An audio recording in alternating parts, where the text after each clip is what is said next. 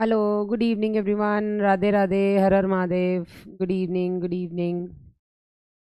Ayushi. Good evening, good evening. मैं बिल्कुल बढ़िया हूँ बेटा, आप लोग कैसे हैं? नमस्ते। गुड नाइट हो गया? जय श्री कृष्ण। हेलो। वालेकुम अस्सलाम बेटा। Good evening. नमस्ते। वालेकुम अस्सलाम।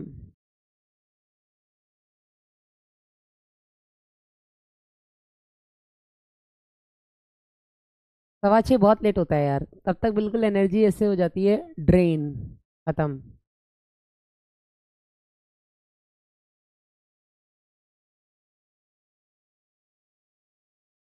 गुड मॉर्निंग किसकी हो रही है भाई अभी? हाँ, विंटर्स आ गए यार, सोचो। मजाक मजाक में विंटर्स आ गए नहीं। और अचानक आए हैं इस बार। हर बार क्या होता है, धीरे धीरे धीरे धीरे ठंड पड़ती है, धीरे धीरे ठंड बढ़ती है। इस बार सैटरडे तक गर्मी थी, दिन में धूप इतनी तेज निकल रही थी, सुबह शाम थोड़ा ठंडा था पर फैन तो चल ही रहा था। अचानक से संडे को इतनी जोर से ठंड पड़ी, इतनी जोर से कि सारे विंटर वुलन्स जो भी थे वो निकल आए। मेरे तो भी नहीं निकल पाए हैं खैर। कल मैं थोड़ी सी फ्री होंगी, अभी तक तो दिन में 4 क्लासेस वाला शेड्यूल चल रहा था।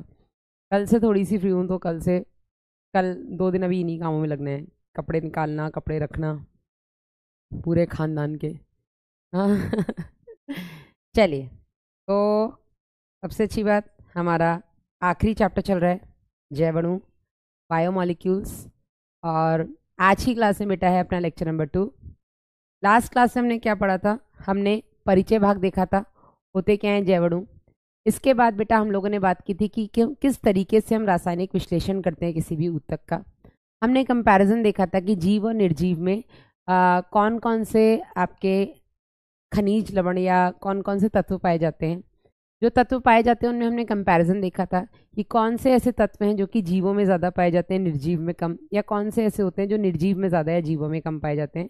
तो मैंने यहाँ पे बताया था कौन sulphur, carbon, hydrogen, oxygen, nitrogen और सल्फर, ये 5 ऐसे तत्व हैं बेटा जो कि जीवों में निर्जीव की तुलना में ज़्यादा पाए जाते हैं। इसके अलावा मैंने आपको बताया था कि नाइट्रोजन जो होता है वो भूपर्पटी में नगण्य होता है, और सिलिकन हमारे अंदर नगण्य होता है। बेटा बर्थडे मेरा था मंडे को, वही मेमोरी। अरे सबनम, क्या कर रहे हो बेटा यार? बर्थडे हमारा था सोमवार को। जन्मदिन की जो भी आप लोगों ने शुभकामनाएं दी उन सभी के लिए तहे दिल से धन्यवाद। इसके अलावा बेटा अगर आप कहते हैं मैडम पार्टी, तो मैं पार्टी केवल उनको देती हूँ जो मुझे बर्थडे पर गिफ्ट देते हैं। और मेरा बर्थडे का गिफ्ट है बेटा आप लोगों का सिलेक्शन।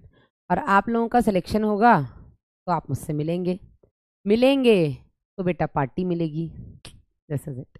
ठीक है। तो ये था बेटा अपना बर्थडे का गिफ्ट और पार्टी की बात। जिस किसी के मुझे स्टोरीज दिखी बेटा मैंने उन्हें मेंशन बैक किया, जिसकी मुझे नहीं दिखी उसके लिए मैं इतने नहीं इतने हाथ जोड़ के माफ़ी मांगती हूँ। बेटा जब दिखेगी नहीं तो मैं कैसे मेंशन बैक करूँगी? यस। तो दिस इज इट। वापस आते हैं बेटा जैवणु पे। तो लास्ट क्लास में हमने ये सब देख लिया था। आज की क्लास में हम क्या बात करेंगे, यहीं पे मेंशन कर देती हूँ। ये दोनों चीज़ें हमने बेटा लेक्चर 1 में देख ली थी। ठीक है। आज की क्लास में हम बात करेंगे अमीनो अम्ल की। इसके बाद बेटा हम बात करेंगे वसा की। और अगर समय, इन दोनों की तो कर ही लेंगे, ठीक है। बाकी समय मिला तो देखेंगे, नाइट्रोजन क्षार भी अगर हो गया तो कर देंगे। मेरा कभी नहीं करते हो आप यार, भूमिका मुझे दिखेगा नहीं तो मैं कैसे करूँगी? यस, बहुत जल्दी मिलेंगे। Yes, thank you so much बेटा, thank you so much. Hmm.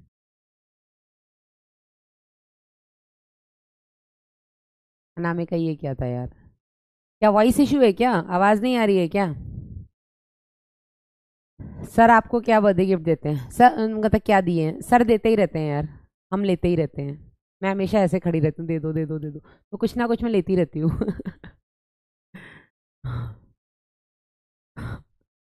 Yes.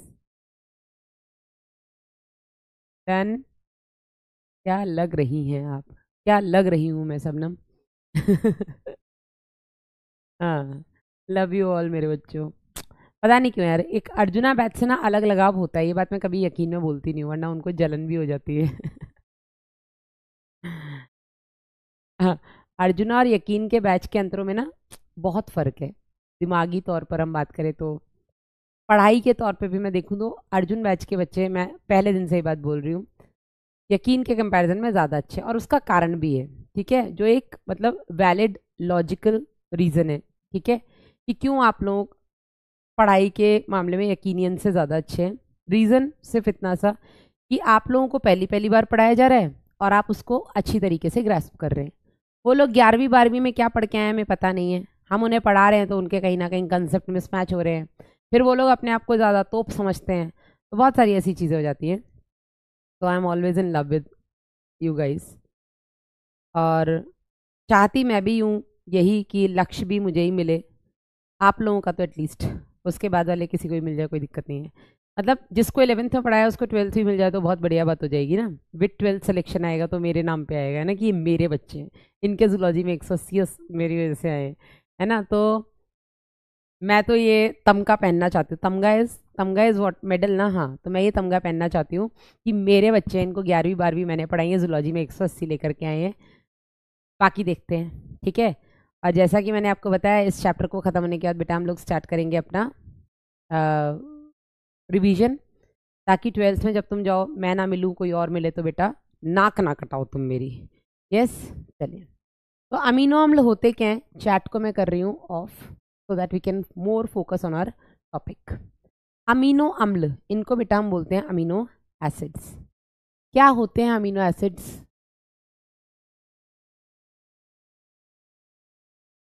अगर हम बात करें बेटा इनकी रासायनिक परिभाषा की, मीथेन आप सबको पता है, ठीक है, 12वीं में भी पढ़ा, सॉरी 10वीं में भी पढ़ा होगा, शायद केमिस्ट्री में भी पढ़ा होगा। मीथेन क्या होता है बेटा? मीथेन CH4, क्या होता है मीथेन आपका? CH4। CH4 मतलब कार्बन की 4 वैलेंसी फ्री रहती हैं और चारों वैलेंसी से एक एक हाइड्रोजन आकर के जुड़ जाता है। This is methane. पता है आप लोगों को ये बात? नहीं पता है तो अब जान लो, डिटेल में इसके बारे में आप केमिस्ट्री में पढ़ेंगे, ठीक है। अमीनो अम्ल क्या होते हैं बेटा? अमीनो अम्ल जो हैं ये एक तरीके से मीथेन का ही रूपांतरण है, ठीक है। अमीनो अम्ल जो होते हैं बेटा ये एक तरीके से मीथेन का रूपांतरण है, ठीक है। मीथेन के मॉडिफिकेशन से बनते हैं अमीनो अम्ल। ये कार्बन की चारों वैलेंसी जहाँ मीथेन में हाइड्रोजन के साथ जुड़ी है, यहाँ पर एक वैलेंसी हाइड्रोजन के साथ, एक तरफ क्या बोलते हैं, अम्लीय समूह कार्बोक्सिलिक एसिड समूह, एक तरफ क्षारीय समूह अमीनो समूह, और एक तरफ बेटा एक आर लगा होता है। अब ये आर क्या होता है? ये आर एक ऐसा अल्काइल समूह है जो बदलता रहता है, ठीक है। तो यहाँ पर हमने क्या देखा, ये क्या हो गया बेटा आपका? दिस इज कार्बोक्सिल एसिड समूह, ठीक है। ये क्या हो गया आपका? कार्बोक्सिल अम्ल समूह, कार्बोक्सिलिक एसिड समूह या कार्बोक्सिलिक एसिड ग्रुप। ये हो गया बेटा आपका अमीनो समूह, ठीक है। हाइड्रोजन एक तरफ है ही, और ये जो आर होता है बेटा, ये आर एक परिवर्तनशील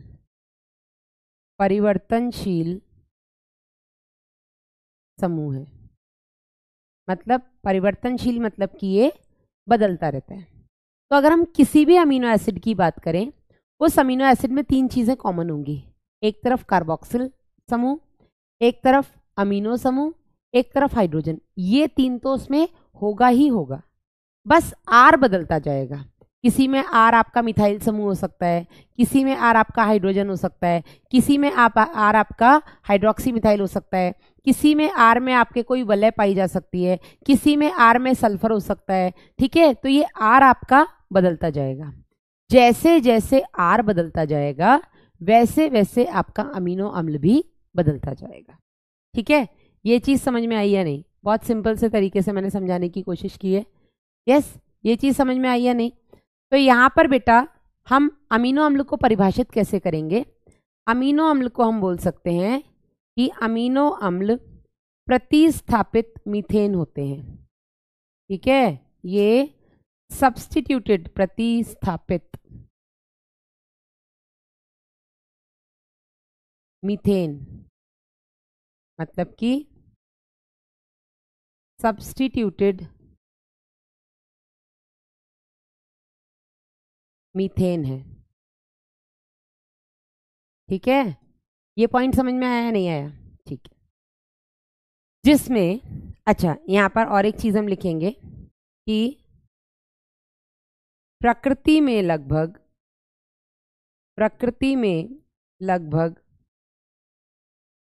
200 से अधिक अमीनो अम्ल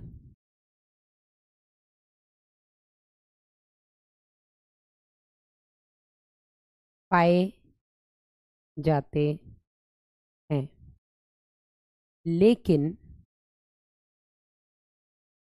इनमें से केवल 20 अमीनो अम्ल ही, या ऐसे लिखे, केवल 20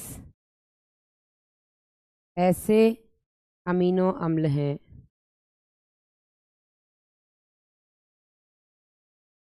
जो प्रोटीन निर्माण में या जो प्रोटीन निर्माण करते हैं। तो पहली डेफिनेशन बेटा अमीनो अम्ल की क्या हुई कि ये प्रतिस्थापित मीथेन है या सब्स्टिट्यूटेड मीथेन से। ये बेटा आपकी अमीनो अम्ल की पहली परिभाषा हुई। आप अमीनो अम्ल को कैसे परिभाषित करेंगे? सब्स्टिट्यूटेड का मतलब क्या होता है? रोशनी बताया ना, मीथेन में जहां कार्बन की 4 वैलेंसी हाइड्रोजन के साथ जुड़ी हुई है, एक तरीके से अमीनो अम्ल मीथेन का ही रूपांतरित वर्जन है, मीथेन का ही मॉडिफाइड वर्जन है। तो हम इसको एक तरीके से मॉडिफाइड मीथेन बोल सकते हैं, या ऐसा मीथेन बोल सकते हैं जिसकी चारों वैलेंसी हाइड्रोजन के बदले किसी दूसरे अणुओं से या किसी दूसरे यौगिकों से जुड़ गई हो। तो जिसमें हमने मीथेन को सब्स्टिट्यूट कर दिया, मतलब मीथेन की मीथेन में जो कार्बन की चारों वैलेंसीज है उनको बदल दिया है, इसको बेटा हम बोलते हैं कि ये सब्स्टिट्यूटेड मीथेन है। ठीक है, चलो एक और तरीके से बेटा हम अमीनो अम्ल को परिभाषित कर सकते हैं, जब हो जाए तो बता देना। वॉइस स्लो है, सेल बदल लेते हैं आप लोगों के कहने पर। रुक जाओ भैया, जब तक आप ये लिख लो हम सेल बदल लेते हैं। बधाई हो जिसका 2 मंथ का बैकलॉग डन हो गया। My zoology university please. Mularam ये क्या था भाई? चांटा दे दूंगी तेरे यूनिवर्सिटी।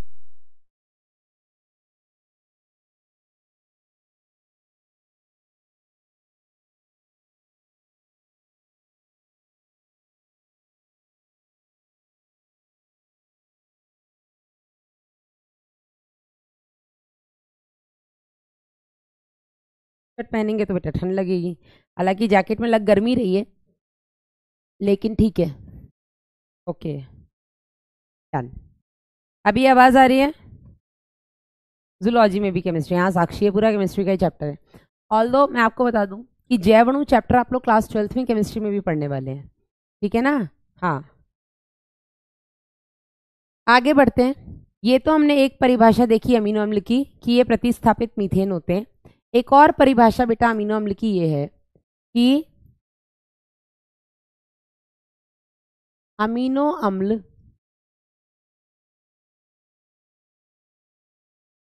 प्रोटीन की एकलक इकाई यानी कि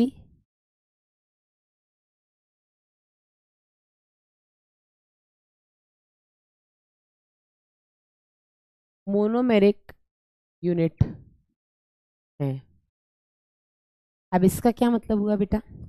इसका मतलब ये हुआ कि जो प्रोटीन होते हैं ये अमीनो अम्ल से मिलकर बनते हैं। ठीक है, तो अमीनो अम्ल क्या हुए?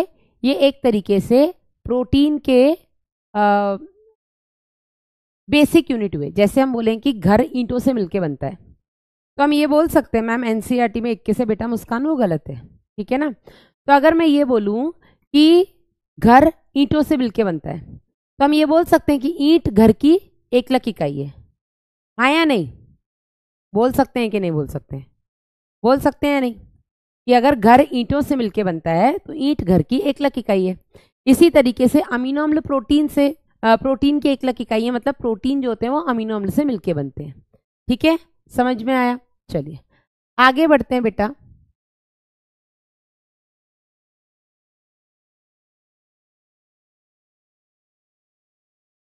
सभी अमीनो अम्ल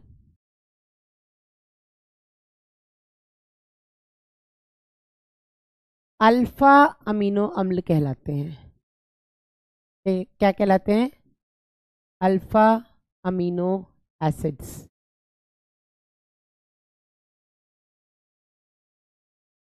तो जितने भी अमीनो एसिड्स हैं बेटा, इनको हम अल्फा अमीनो एसिड्स कहते हैं।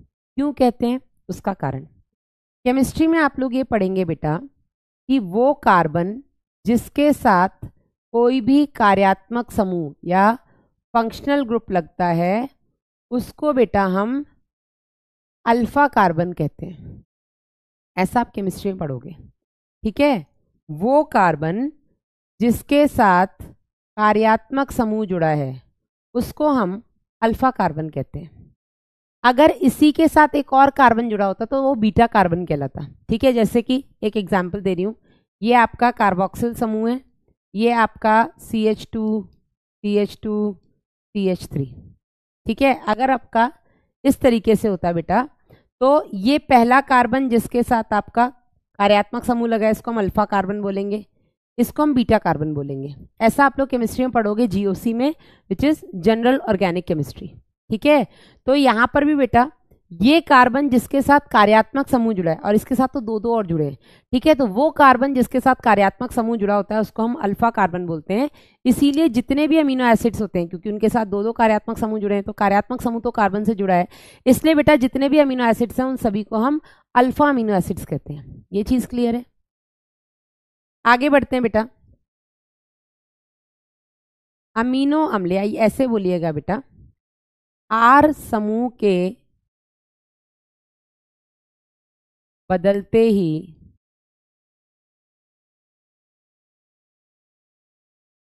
आर समूह के बदलते ही अमीनो अम्ल बदल जाता है। क्यों? क्योंकि किसी भी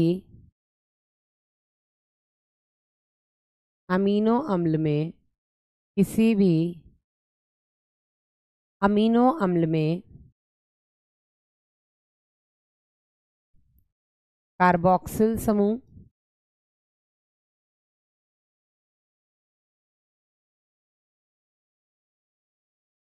COH अमीनो समूह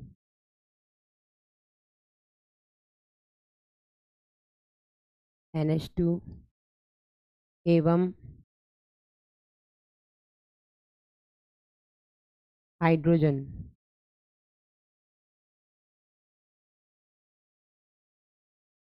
क्योंकि किसी भी अमीनो अम्ल में हमेशा पाए जाते, ठीक है। तो हमने क्या बोला कि नेचर में 200 से ज़्यादा अमीनो अम्ल हैं, लेकिन उन 200 में से केवल 20 अमीनो अम्ल ऐसे हैं जो कि प्रोटीन निर्माण में अपनी भूमिका निभाते हैं, ठीक है। अब ये 20 अमीनो अम्ल ही बेटा ऐसा क्यों होते हैं, इसका भी मैं बस एक कारण बताऊंगी। क्योंकि ये जो 20 अमीनो अम्ल हैं, ये बेटा 20 अमीनो अम्ल इनको हम मैजिक 20 कहते हैं, ठीक है। इनको हम मैजिक 20 कहते हैं। तो यहाँ पे मैं लिख देती हूँ, इन्हें मैजिक 20 कहा जाता है। मैजिक 20 ये जादुई 20 अमीनो अम्ल है, ठीक है। इन्हें मैजिक 20 कहते हैं। और मैं ब्रैकेट में लिख रही हूँ बेटा कि ये टी आइसोमर्स होते हैं, ठीक है। अब आइसोमेरिज्म आप लोगों ने, मुझे नहीं पता अभी क्लास मतलब अपनी केमिस्ट्री में पढ़ा है या नहीं पढ़ा, पढ़ा है क्या? हाँ, आइसोमेरिज्म पढ़ा है। आइसोमर्स क्या होते हैं? आइसोमर को हिंदी में क्या बोलते हैं मुझे नहीं पता, लेकिन आइसोमर बेटा ऐसे रसायन होते हैं जिनका रासायनिक सूत्र, केमिकल फॉर्मूला सेम होता है, लेकिन इनकी रासायनिक संरचना अलग होती है, इनका केमिकल स्ट्रक्चर अलग होता है। ठीक है, 200 लिखा है, 200 कहाँ लिखा है? यस, पढ़ा है ना? नहीं पढ़ा है तो कोई बात नहीं, नहीं पढ़ा तो अभी मैं इतना बता देती हूँ, और इसका मैं एक एग्जाम्पल भी आगे आपको दे दूंगी। जैसे कि एक उदाहरण दूं मैं आपको, एक एग्जाम्पल दे देती हूँ। एक आपका अमीनो एसिड है, कोई भी अमीनो एसिड हम ले लेते हैं, सपोज आपका एक अमीनो एसिड है ग्लाइसिन। ठीक है, अमीनो एसिड है आपका ग्लाइसिन। अब एक बेटा आपका ये अल्फा कार्बन हाइड्रोजन COOH, आपका ये R, यहाँ पे आपका ये अमीनो समूह। दूसरा बेटा मैंने यहाँ पर कार्बन मतलब अमीनो अम्ल बनाया, यहाँ पर अल्फा कार्बन हाइड्रोजन NH2 और COOH, ये हो गया R। इसको बेटा हम बोलते हैं डी अमीनो एसिड। अच्छा, क्योंकि मैंने ग्लाइसिन बनाया तो मैं यहाँ पे R के बदले हाइड्रोजन बता देती हूँ। ठीक है, हाइड्रोजन में ये सॉरी ग्लाइसिन में ये हाइड्रोजन होता है, तो इसको बेटा हम बोलेंगे डी ग्लाइसिन, और इसको हम बोलेंगे एल ग्लाइसिन। दोनों एक ही हैं, दोनों ग्लाइसिन है, लेकिन बेटा डी ग्लाइसिन में जो पोजीशन है अमीनो अम्ल अमीनो समूह और कार्बोक्सिल समूह की, वो आपके समावयता पढ़े हैं? हाँ, मुझे नहीं पता इसको हिंदी में क्या बोलते हैं, लेकिन जो भी है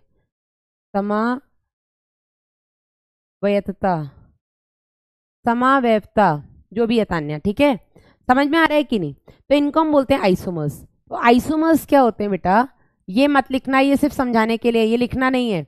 आइसोमर्स ऐसे रसायन जिनका सूत्र, जिनका केमिकल फॉर्मूला मतलब कि जिनका रासायनिक सूत्र समान, लेकिन जिनकी रासायनिक संरचना अलग होती है, पर रासायनिक संरचना इनकी जो होती है, जो केमिकल स्ट्रक्चर होता है बेटा, वो भिन्न होता है। इनको हम बोलते हैं आइसोमर्स।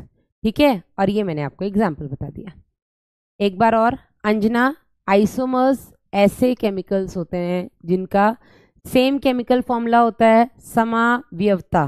ठीक है, समावयवता आप लोगों ने, बहुत सारे बच्चे बता रहे हैं पढ़ा है, तो बेटा पढ़ा होगा, नहीं पढ़ा होगा तो एक बार केमिस्ट्री में आप लोग पढ़ लोगे। अब मैं फिर बता रही हूँ, बायोमॉलिक्यूल्स को आप क्लास 12th की केमिस्ट्री में पढ़ने वाले हैं, वहाँ पर बेटा इसको और डिटेल में पढ़ाया जाएगा। ठीक है, मैं आपको पहले मैं भी डिटेल में पढ़ाती थी, अब मैंने पढ़ाना छोड़ दिया कि क्या फ़ायदा, नीट में वही गिने चुने क्वेश्चन आते हैं।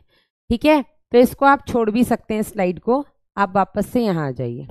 ठीक है, तो हमने क्या बोला बेटा, वैसे तो हमारे नेचर में 200 से ज़्यादा अमीनो अम्ल हैं, लेकिन केवल 20 ऐसे अमीनो अम्ल हैं जो कि प्रोटीन निर्माण में भूमिका निभाते हैं।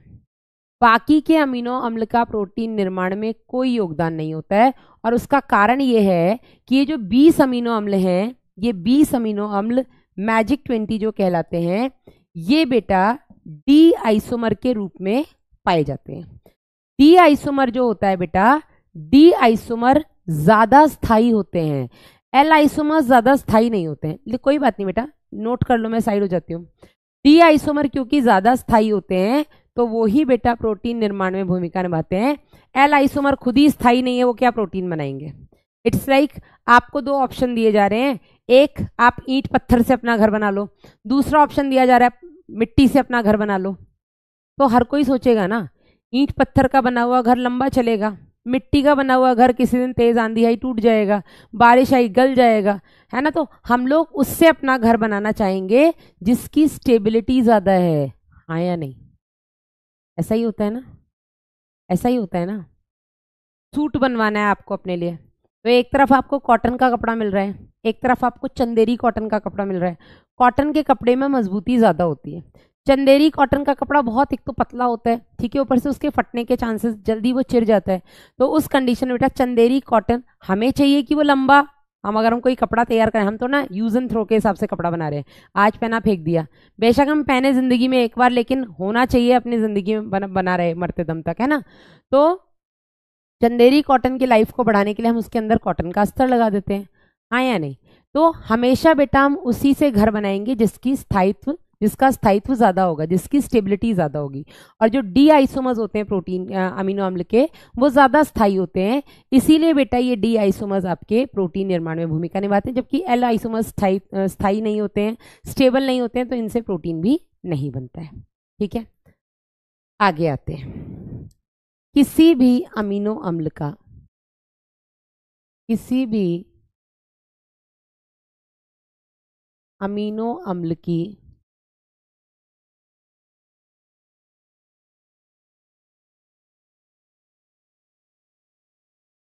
भौतिक और रासायनिक, फिजिकल और केमिकल नेचर, प्रकृति,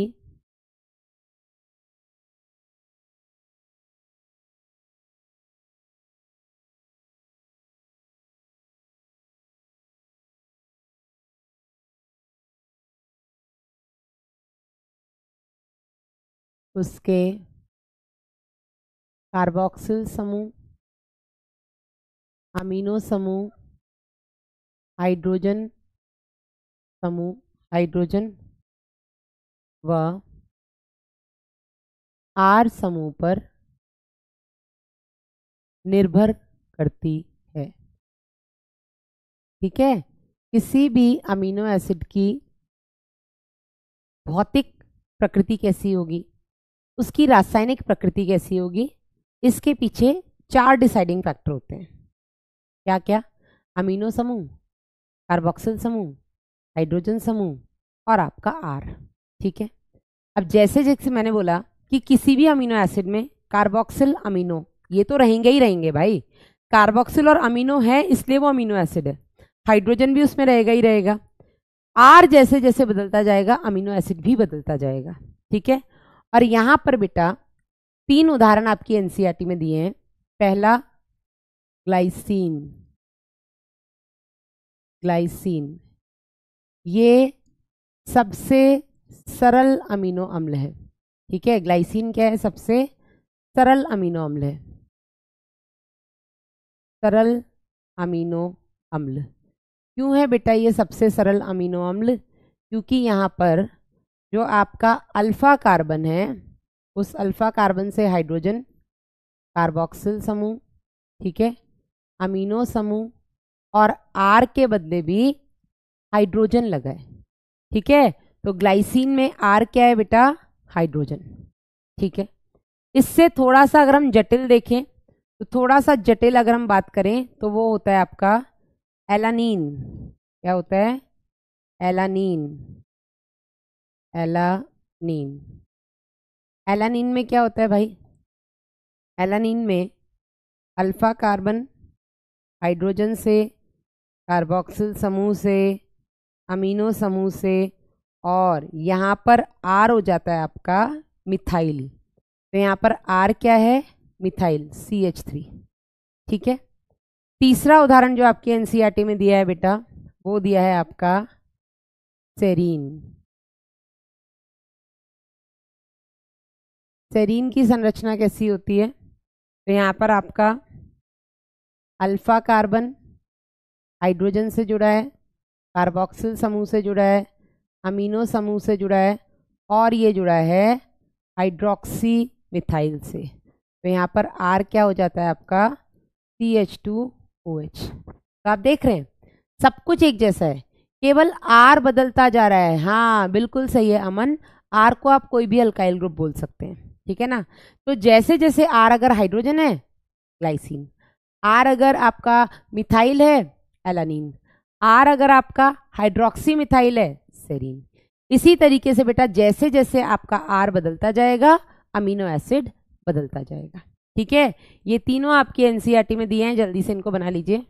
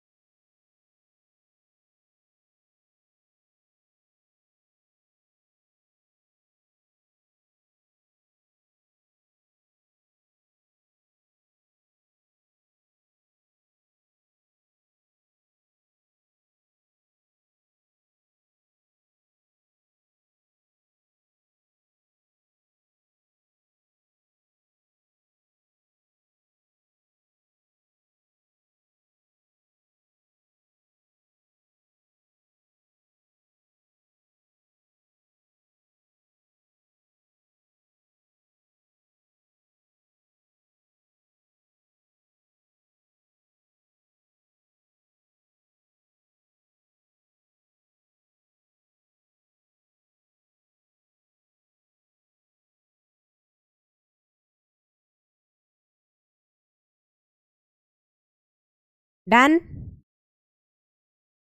बन गया। चलिए, इसके अलावा बेटा और भी कुछ तरीके के अमीनो एसिड जहां से आपके नीट में क्वेश्चन आता है। आपके अगर इस अमीनो अम्ल में आर में कोई भी वलय पाया जाएगा, क्या पाया जाएगा? वलय। इसको हम बोल देंगे एरोमेटिक रिंग अगर पाई जाएगी कोई भी, तो बेटा इनको हम बोलते हैं एरोमेटिक अमीनो एसिड्स। और एरोमेटिक अमीनो एसिड्स बेटा आपके 3 होते हैं। पहला ट्रिप्टोफैन,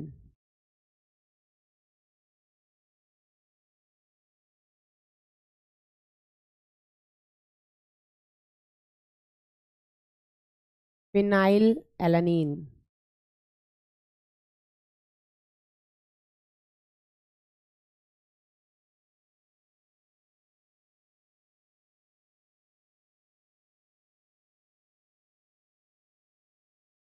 और तीसरा टायरोसिन।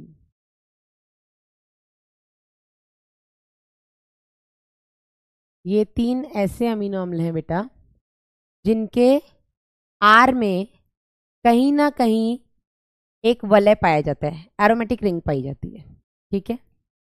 अगला बेटा कुछ ऐसे भी अमीनो अम्ल पाए जाते हैं जिनके आर में कोई सल्फर युक्त यौगिक है, सल्फर कंपाउंड है, तो इनको हम बोलते हैं बेटा सल्फर युक्त अमीनो अम्ल।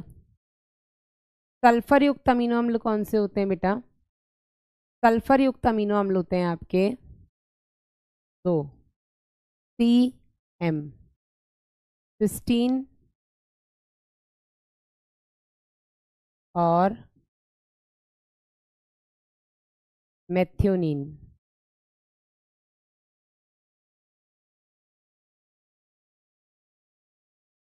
सिस्टीन एंड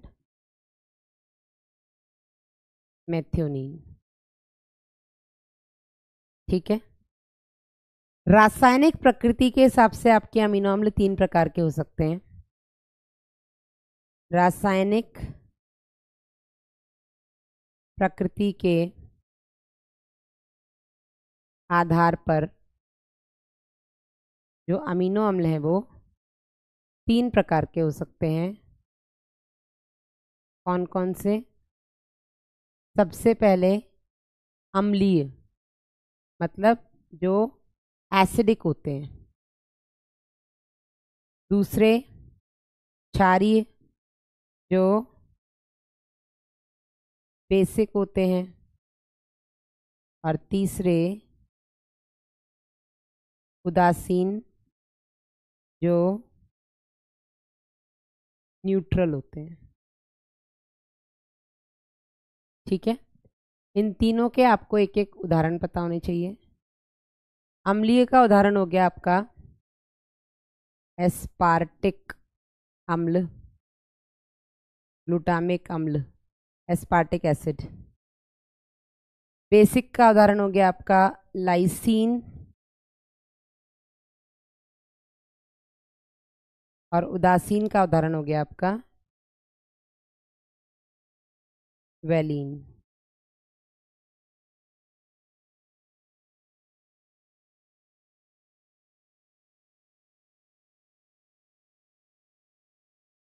ठीक है, ये लिख लीजिएगा बेटा। समझाने का काम मैक्सिमम इसका आपका केमिस्ट्री में होगा, अभी आप लिखते चलो।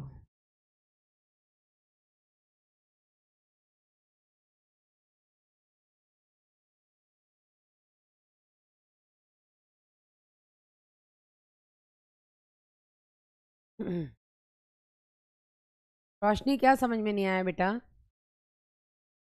हमने बोला रासायनिक प्रकृति के हिसाब से अमीनो अम्ल 3 तरह के हो सकते हैं।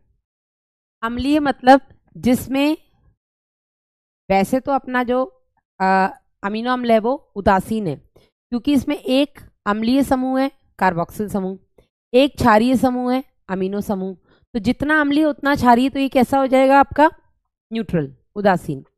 लेकिन अगर बेटा इसमें एक अम्लीय के अलावा आर श्रृंखला में अगर कोई और कार्बोक्सिल समूह लग गया तो ये अम्लीय हो जाएगा ना, आया नहीं।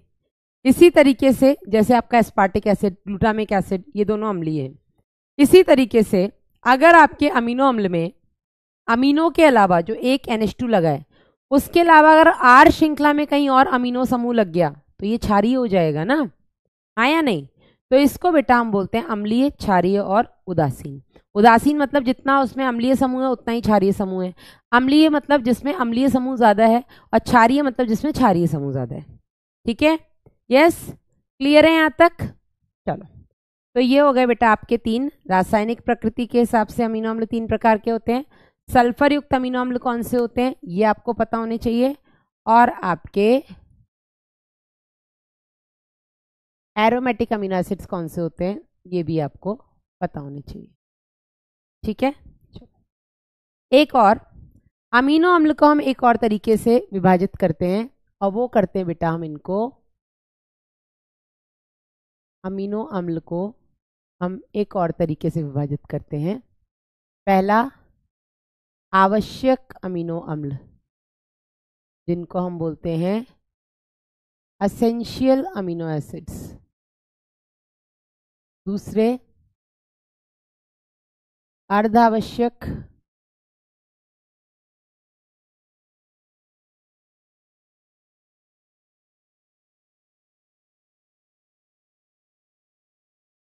या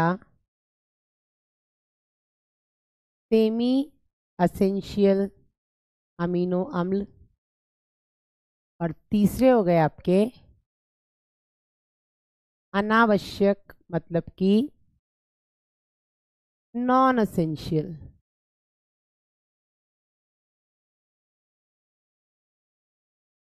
आवश्यक मतलब जो जरूरी है, अनावश्यक मतलब जिनकी जरूरत नहीं है, अर्ध आवश्यक मतलब जिनकी जरूरत है भी और नहीं भी। अब ये जरूरत कहाँ से, ठीक है, तो अनावश्यक अमीनो अम्ल को हम अनावश्यक इसलिए बोलते हैं क्योंकि इनका संश्लेषण शरीर में होता है। क्योंकि बेटा ये हमारे शरीर के अंदर बन रहे हैं तो इनकी हमें जरूरत नहीं है। बोलते हैं ना घर की मुर्गी दाल बराबर, जो अपने पास खुद बन रहा है तो उसकी हमें जरूरत नहीं है। जरूरत कहाँ से है, हमें भोजन से उसकी जरूरत नहीं है। आवश्यक अमीनो अम्ल क्या होते हैं बेटा, जो शरीर में संश्लेषित नहीं होते, इनका शरीर में संश्लेषण नहीं होता, जिसकी वजह से बेटा ये हमें भोजन द्वारा चाहिए। ठीक है, तो ये हमें भोजन द्वारा चाहिए, इनको हम बोलते हैं आवश्यक। हमारी बॉडी नहीं बना पा रही तो खाने में हमें ये चाहिए। अर्धावश्यक कौन से होते हैं बेटा, बच्चों में भोजन द्वारा चाहिए, लेकिन वयस्कों में जब बच्चा बड़ा हो जाता है तो ये शरीर में बनने लग जाते हैं, इनका शरीर में संश्लेषण होता है। ठीक है, इसलिए हम इनको बोलते हैं अर्धावश्यक, है ना, कि एक समय तक तो ये हमें भोजन से चाहिए तो आवश्यक है, लेकिन उसके बाद बेटा हमारी बॉडी बनाने लग जाती है तो इसकी आवश्यकता नहीं है, ऐसा। हाँ अंशिका बोल सकते, थोड़ा बोरिंग है ये चैप्टर। ठीक है, चलो डन है यहाँ तक। अब 20 अमीनो अम्ल हमने पढ़े, कितने, हम अभी इन 20 अमीनो अम्ल की बात कर रहे हैं।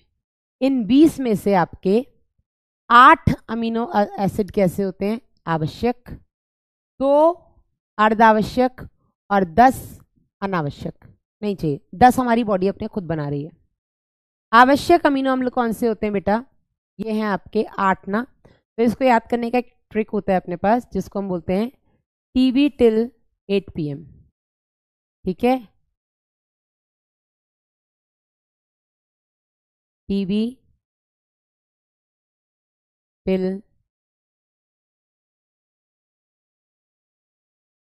8 PM। ठीक है। टीवी, टिल मतलब तक, कब तक? 8 बजे तक, रात को 8 बजे तक की टीवी देखनी है, उसके बाद मत देख लेना, ठीक है, पाप लगेगा, नीट नहीं निकलेगा। तो टीवी का यहाँ पे इनका फुल फॉर्म है, टी का मतलब होता है बेटा थ्रियोनीन,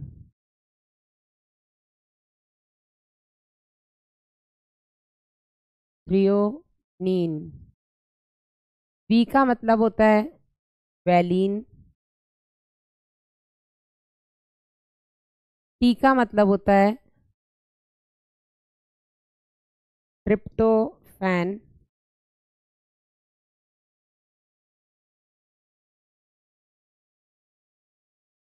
आई का मतलब होता है आइसोल्यूसिन,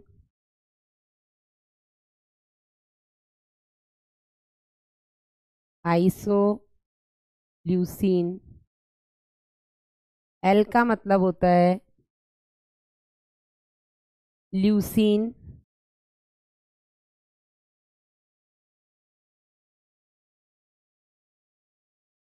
एल का मतलब होता है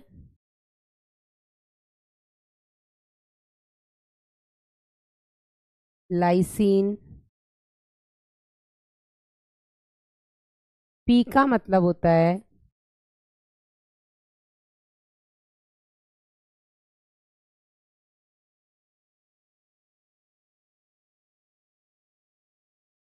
फिनाइल एलानीन, और एम का मतलब होता है बेटा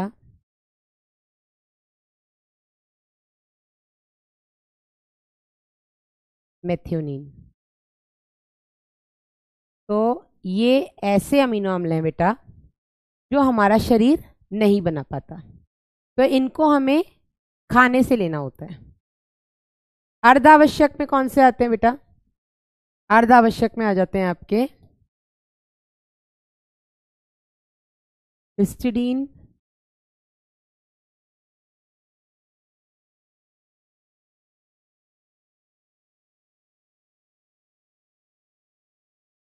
और आर्जिनिन।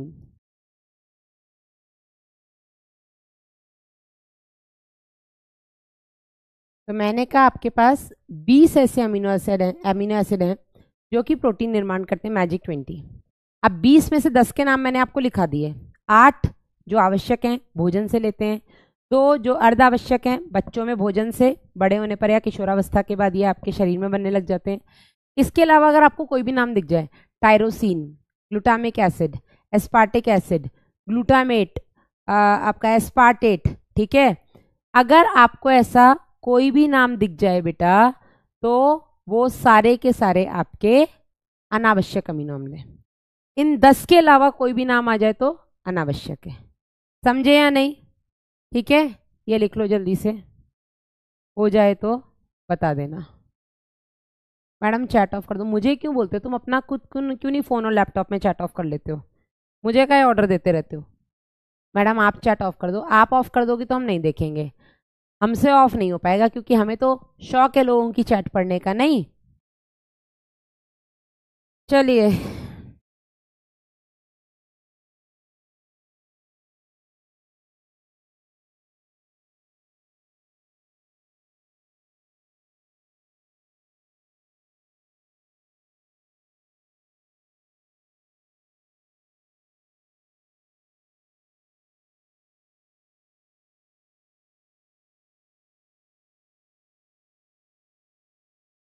हो जाए तो बता देना।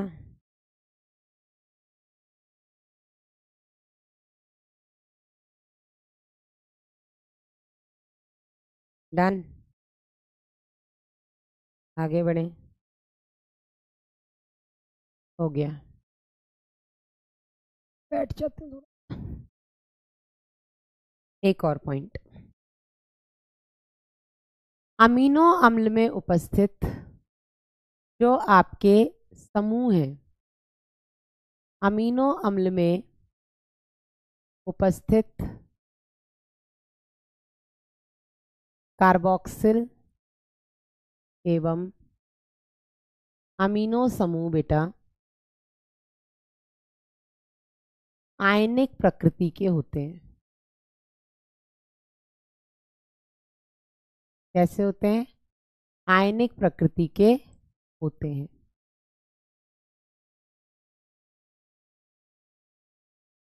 ऐसे अमीनो अम्ल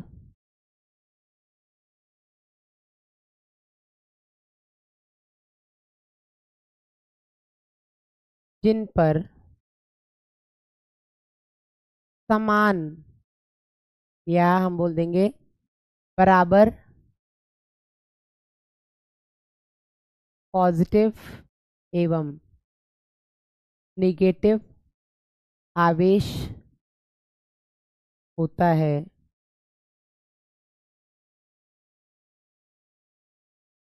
ज्विटर आयन कहलाते हैं। क्या कहलाते हैं?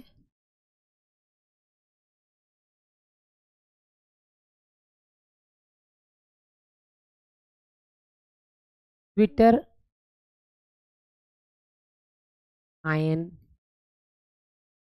कहलाते हैं। ठीक है, तो हमने बोला अमीनो एसिड में उपस्थित जो भी दोनों समूह हैं, कार्बोक्सिल समूह, अमीनो समूह, ये आयनिक प्रकृति के हैं। आयनिक प्रकृति के हैं मतलब अगर मैं एसिडिक मीडियम में से डालूंगी तो इस पर चार्ज आ जाएगा। कौन सा चार्ज? ये देख लो, NH3 पॉजिटिव। लेकिन अगर मैं इसको क्षारीय माध्यम में डालूं तो इस पर बेटा निगेटिव चार्ज आ जाएगा। क्या आ जाएगा? Negative charge. तो इसको बेटा हम क्या बोलेंगे कि ये पॉजिटिव आयन या पॉजिटिव अमीनो एसिड है, ये आपका निगेटिवली चार्ज अमीनो एसिड है। लेकिन ऐसे अमीनो एसिड जिन पर जितना पॉजिटिव चार्ज है उतना ही निगेटिव चार्ज है, इनको बेटा हम बोलते हैं ज्विटर आयन। क्या बोलते हैं इनको हम? Zwitter ion. क्यों?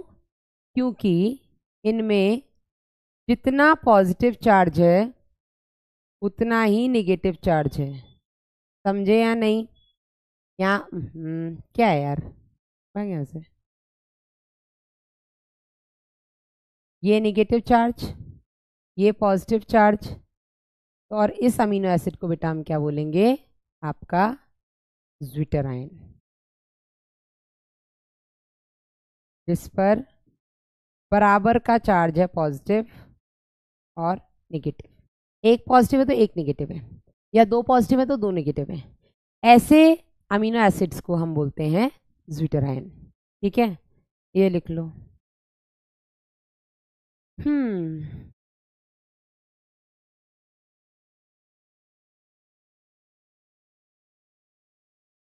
बस एक पॉइंट और बताना है, फिर अमीनो एसिड्स खत्म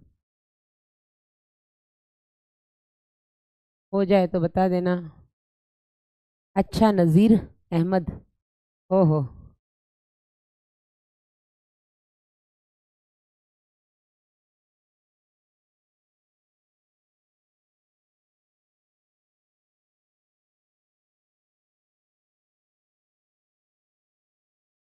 डन। मैम NH3 होगा, NH3 होगा मतलब? अच्छा, यहाँ पर क्या दिक्कत है? यहाँ पर तो NH2 ही होगा ना, कहाँ NH3 होगा?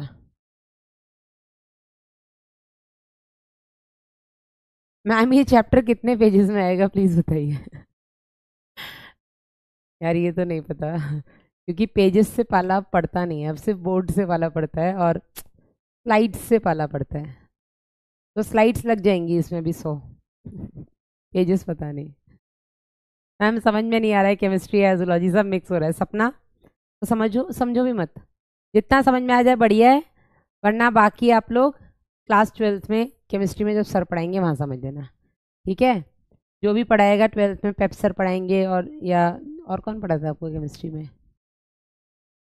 ये वाला पोर्शन शायद पेप सर पढ़ाते हैं जहाँ तक मुझे पता है। जो भी पढ़ाएगा मैं उनसे बात कर लूँगी। ठीक है, चलिए।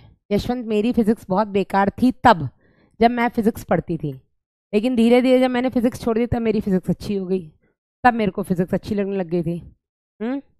चलो आगे बढ़े। आखिरी हमने बोला कि प्रोटीन की एकलक इकाई है अमीनो एसिड, ठीक है। मैं यहाँ पे 2 अमीनो एसिड बना रही हूँ। पहला अल्फा कार्बन जिसके ऊपर हाइड्रोजन सी। अब COH को मैं खोल के रख रही हूँ, हम कैसे लिखेंगे इसको, COOH। यहाँ पर ये आपका R, यहाँ पर NH2, ठीक है। ये आपका पहला अमीनो एसिड हुआ और यहाँ आपका दूसरा amino acid NH2 alpha carbon hydrogen COOH, ऐसे ही लिखते हैं ना हम कार्बोक्सिल समूह को। ये आपका R, ठीक है। मैम कितने लेक्चर हो गए बेटा? आज सेकेंड लेक्चर हुआ है नजरीन, आज तो अपना सेकेंड लेक्चर है ना। कितने और होंगे? बहुत धीरे धीरे पढ़ाएंगे तो भी बेटा 5 और होंगे, इससे ज़्यादा तो मुझे लगता है ज़्यादा होंगे, ठीक है। चलो, तो ये 2 अमीनो एसिड हैं। अब इन दोनों हमने क्या बोला, अमीनो एसिड से मिलकर के प्रोटीन बनता है। तो अमीनो एसिड कैसे आपस में मिलते हैं? तो जब ये आपस में मिलते हैं बेटा, तो ये हाइड्रोजन अमीनो समूह का और दूसरे अमीनो एसिड के कार्बोक्सिल समूह का OH, ये दोनों बेटा मिलकर के बनाते हैं H2O, पानी, और ये बाहर निकल जाता है, ठीक है। जिसके चलते जो नया आपका यौगिक बनता है वो कुछ इस तरीके का दिखाई देगा। अल्फा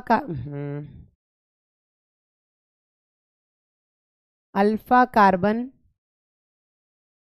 NH2, अब मैं ऐसे लिख रही हूँ, हाइड्रोजन COR, और दूसरा बेटा इसके साथ NH alpha carbon hydrogen COOH R।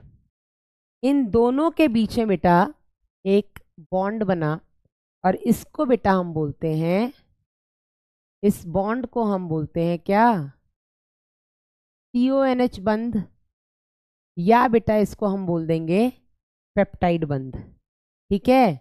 इस बॉन्ड को हम बोलते हैं CONH बंध, या हम इसको बोलते हैं पेप्टाइड बंध या पेप्टाइड बॉन्ड। और ये बंध कैसे बना बेटा? ये बंध बना आपके पानी के बाहर निकलने से, और इस प्रक्रिया को हम बोलते हैं निर्जलीकरण संश्लेषण। निर्जलीकरण संश्लेषण या डिहाइड्रेशन सिंथेसिस, ठीक है। पानी का अणु बाहर निकालने से, क्योंकि इन दोनों अमीनो अम्ल के बीच में एक बॉन्ड बना, इसको हमने दोनों के कार्बन और नाइट्रोजन के बीच में बना ना, एक के कार्बोक्सिल समूह और दूसरे के अमीनो समूह से पानी निकला, और इसको बेटा हमने बोला पेप्टाइड बंध या CONH बंध, ठीक है ना। और किस प्रक्रिया से बना? निर्जलीकरण संश्लेषण से। निर्जलीकरण संश्लेषण मतलब जल के अणु को बाहर निकालने से इन दोनों के बीच में बंध बना, ये दोनों आपस में जुड़े, और इस तरीके से बनने वाले बंध को हम बोलते हैं पेप्टाइड बंध, ठीक है। और डिटेल में इसके बारे में आप पढ़ेंगे केमिस्ट्री में। अब बोरिंग है तो है, पढ़ना तो पड़ेगा, क्या करें बताओ, क्या करें? बोरिंग है तो छोड़ तो सकते नहीं है, और मैंने बताया यहाँ से 3-4 क्वेश्चन आते हैं, 2 तो आएंगे ही आएंगे, 4 भी आ सकते हैं। तो 8 से 16 नंबर का चैप्टर है, हल्के में भी नहीं ले सकते कि मैडम समझ में नहीं आया, अरे छोड़ो। हैप्पी बर्थडे शेजल,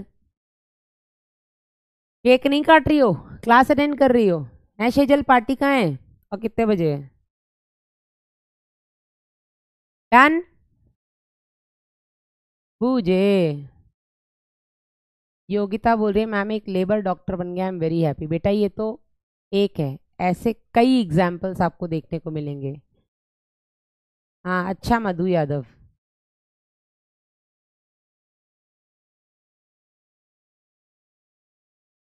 अब सब हैप्पी बर्थडे शेजल लग जाओ। मैम प्लीज और ठीक से समझा दो। अब यार ठीक से क्या समझाऊं, ऐसे ही होता है। 2 दिन पहले आपका बर्थडे था। और सोचो, मैंने बर्थडे वाले दिन अपनी रेल बना ली थी।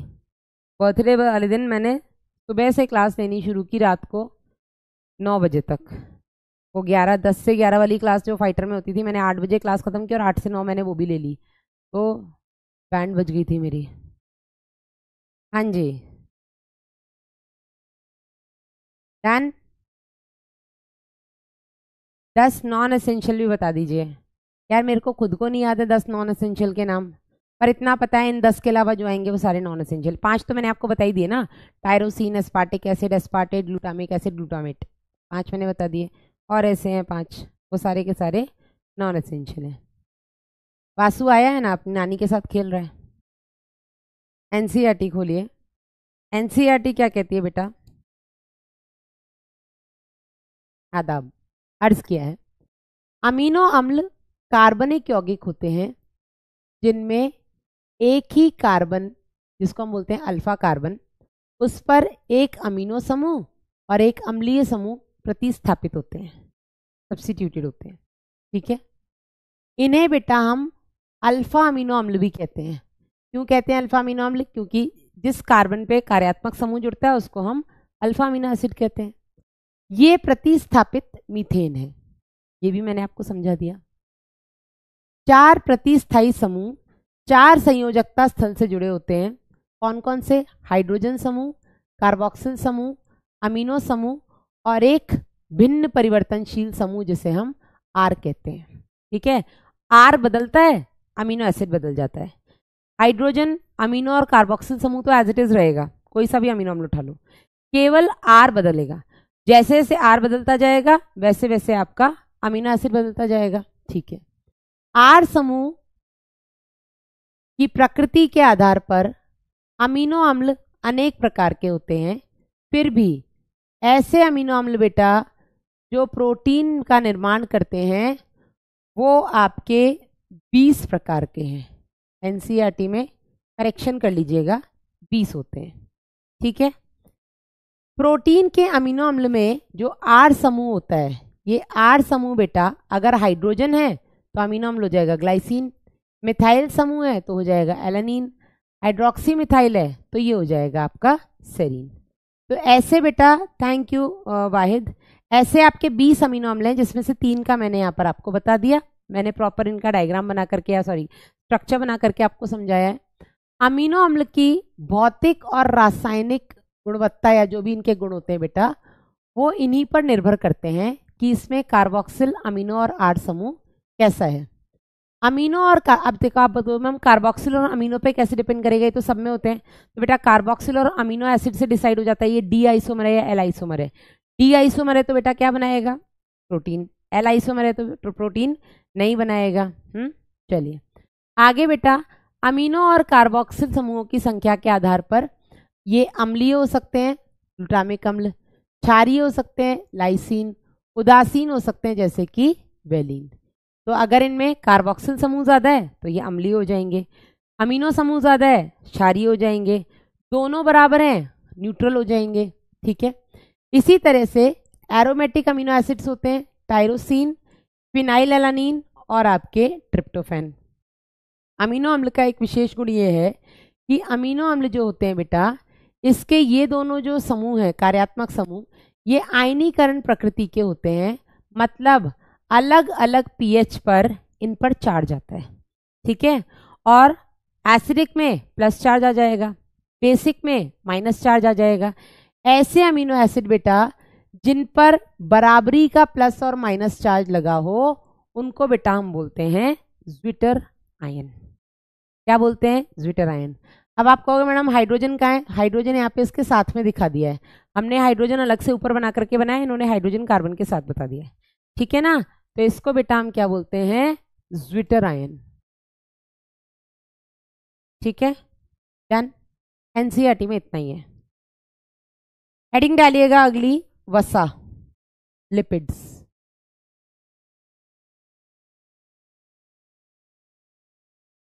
क्या होते हैं वसा? इस पर बात कर लेते हैं। तो लिपिड्स बेटा जो होते हैं, वसा का नाम आते ही एकदम दिमाग में आता है मैडम घी की बात हो रही है क्या, तेल की बात हो रही है क्या। लिपिड्स बेटा जो होते हैं इनके, अच्छा मैं फिर से बता रही हूँ, मेरे को जितना पढ़ाना था मैंने पढ़ा दिया, एनसीईआरटी में जितना दिया उससे मैंने ज़्यादा ही पढ़ाया है। एट द एंड अल्टीमेटली आपको ये चीज़ें बहुत अच्छे से समझ में आएंगी जब आप 12th में बायो मॉलिक्यूल्स पढ़ोगे, बिकॉज केमिस्ट्री का टीचर जब तक आपको ये पढ़ाएगा तब तक आप केमिस्ट्री में काफ़ी कुछ पढ़ चुके होंगे। आप आइसोमर्स पढ़ चुके होंगे, आप अल्फा कार्बन वगैरह जीओसी जनरल ऑर्गेनिक केमिस्ट्री पढ़ चुके होंगे, तो आपको ये चीज़ें और अच्छे से समझ में आएंगी। ठीक है, अभी आपको मैं जितना समझा सकती थी मैंने समझा दिया। वसा की बात करें बेटा, वसा होते क्या हैं, तो ये आपके ऐसे कार्बनिक यौगिक हैं, ऐसे ऑर्गेनिक कंपाउंड्स हैं जो जल में अघुलनशील, मतलब पानी में नहीं घुलते,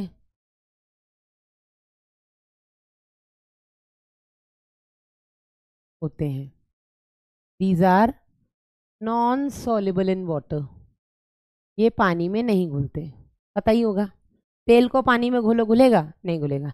घी को पानी में घोलो घुलेगा, नहीं घुलेगा। ठीक है, तो वसा बेटा पानी में घुलनशील नहीं होते, चिपचिपे होते हैं, मोम जैसे हो सकते हैं। ठीक है, तो ये चिपचिपे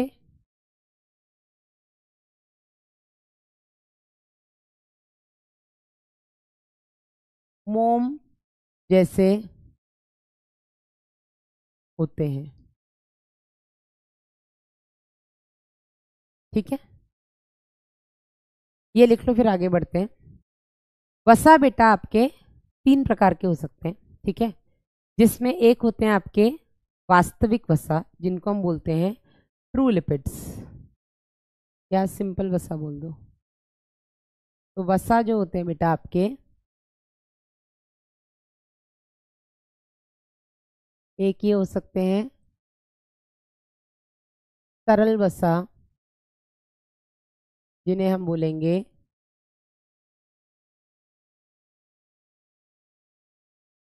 सिंपल लिपिड्स। दूसरे हो गए बेटा आपके संयुक्त वसा, जिन्हें हम बोलेंगे कॉन्जुगेटेड लिपिड्स। और तीसरे होते हैं आपके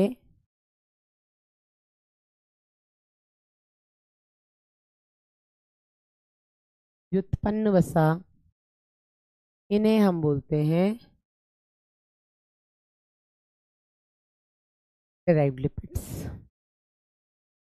अब सरल वसा में बेटा आपको जो पढ़ने हैं वो 2 पढ़ने हैं। पहले हम संयुक्त वसा देख लेते हैं। संयुक्त वसा में 2 चीजें होती हैं, वसा प्लस अन्य यौगिक। वसा के अलावा इसमें कुछ और भी होगा, जैसे आप लोगों ने पढ़ा है, अगर मैं वसा के साथ फॉस्फोरस को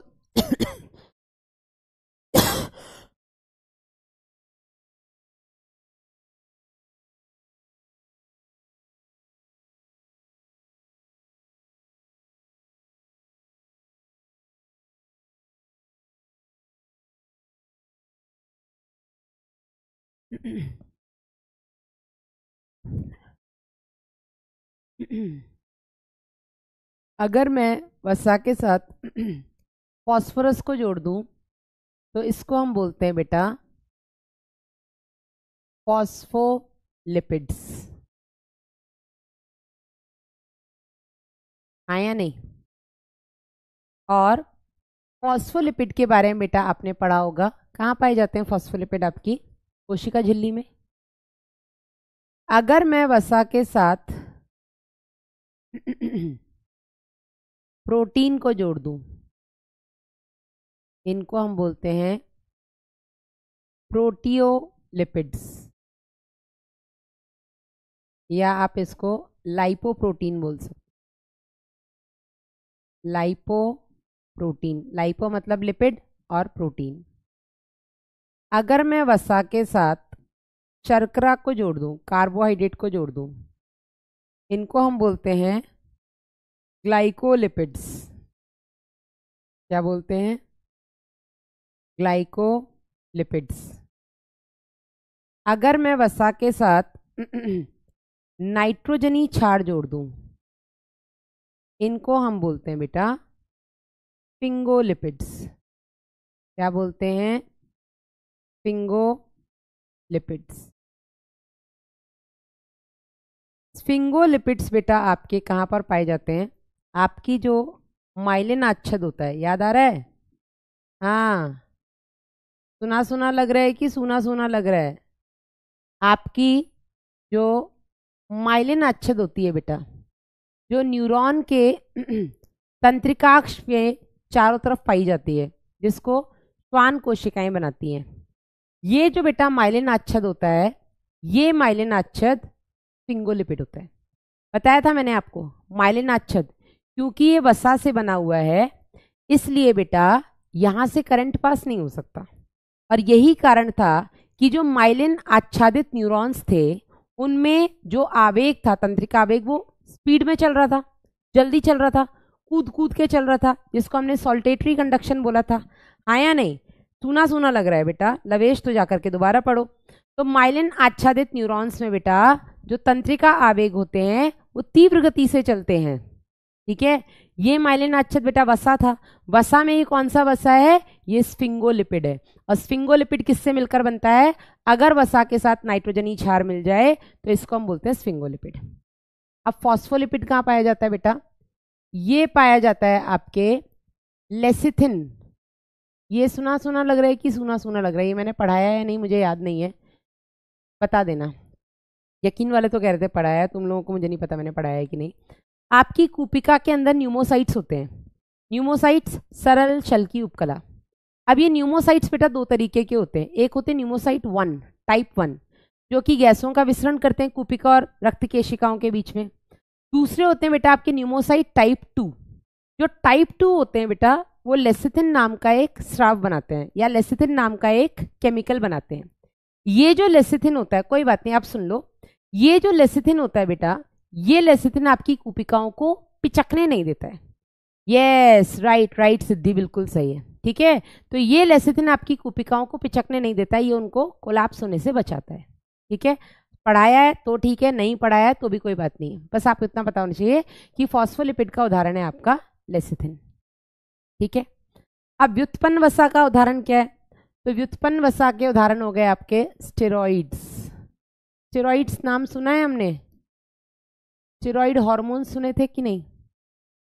ईस्ट्रोजन, प्रोजेस्टेरॉन, टेस्टोस्टेरॉन और आपके अधिवृक्क वलकुट से निकलने वाले corticosteroids, glucocorticoids, mineralocorticoids, sex corticoids, ये सारे के सारे क्या है बेटा आपके स्टेरॉइड्स है।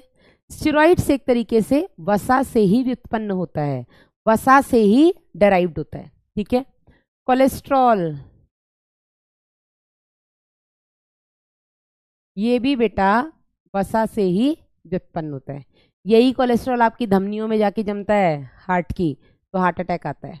ठीक है, ये हो गए आपके व्युत्पन्न वसा। अब अगर हम सरल वसा की बात करें, तो सरल वसा में बेटा हमें दो चीजें पढ़नी है। इसमें हमें पढ़नी है आपके वसीय अम्ल, फैटी एसिड्स। इसमें हमें पढ़ने हैं आपके वसीय अम्ल, मतलब कि फैटी एसिड्स। ये लिखिए, फिर फैटी एसिड्स पढ़ेंगे।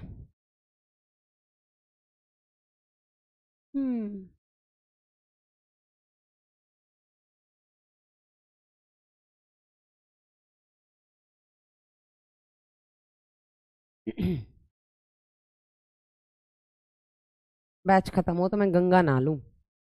5 बैच का लोड मुझसे झेला नहीं जा रहा है। मैम इनके नाम कितने अटपटे हैं? हाँ अटपटे तो हैं, पर याद करने पड़ेंगे, धीरे धीरे समझ में आने लग जाएंगे तो याद भी हो जाएंगे। ठीक है ना? वसीय अम्ल क्या होते हैं, आइए चर्चा करते हैं इस पर भी।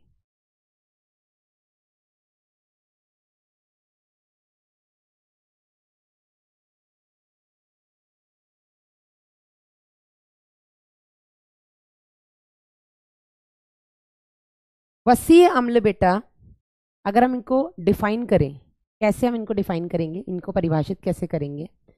क्योंकि अम्ल है तो हम यहाँ पे एक समूह लगाएंगे आपका कार्बोक्सिल अम्ल समूह, कार्बोक्सिलिक एसिड समूह। ठीक है, इसके साथ बेटा लग जाएगा आपका आर। आर इज अल्काइल समूह। अल्काइल समूह मतलब ये हाइड्रोकार्बन चेन है। तो वसी अम्ल बेटा 1 से 19 कार्बन, 1 से 19 कार्बन की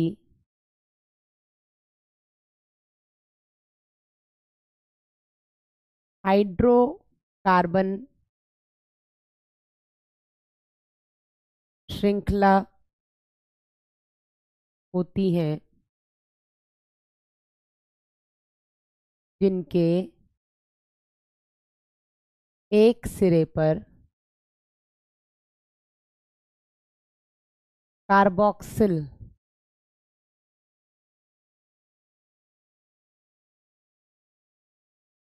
समूह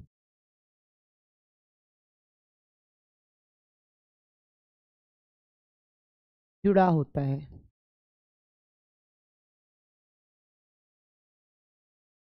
ठीक है, तो वसी अम्ल क्या होते हैं बेटा? ये लंबी हाइड्रोकार्बन श्रृंखलाएं हैं। क्योंकि हाइड्रोकार्बन्स तो पढ़ा है कि अभी वो भी नहीं पढ़ा है केमिस्ट्री में तुम लोगों ने। Methane, ethane, propane, butane, pentane, hexane पढ़ा है कि नहीं? आईयूपीएसी नॉमेनक्लेचर पढ़ा है कि नहीं पढ़ा है? मैं वो जानना चाहती हूँ प्लीज। वो भी नहीं पढ़ा है तो बेटा मेरे लिए पढ़ाना बड़ा मुश्किल हो जाएगा।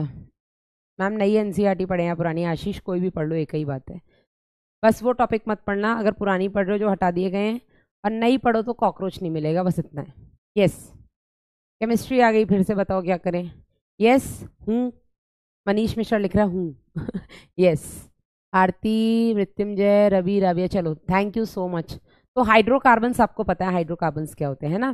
तो हाइड्रोकार्बन कार्बन की लंबी श्रृंखलाएं जिसमें हाइड्रोजन भी होगा, और ये आपके एल्केन, एल्कीन, एल्काइन हो सकते हैं। एल्केन होंगे तो CnH2n+2 इसका फॉर्मूला होगा, एल्कीन होगा तो CnH2n इसका जनरल फॉर्मूला होगा, और एल्काइन होगा तो CnH2n-2 इसका फॉर्मूला होगा। ये अभी चल रहा है, एक बच्चा बोल रहा है, ठीक है।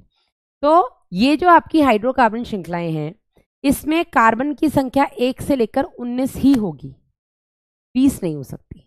ठीक है, और इसके एक शीर्ष पर क्या लगा है? कार्बोक्सिल समूह।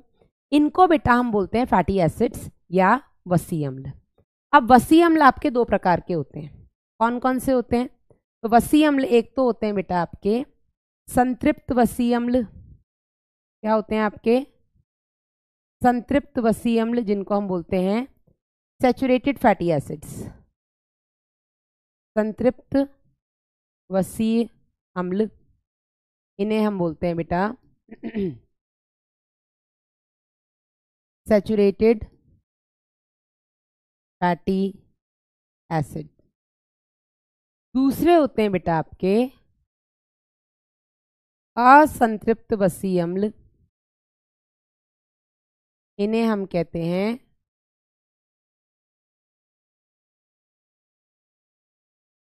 अनसैचुरेटेड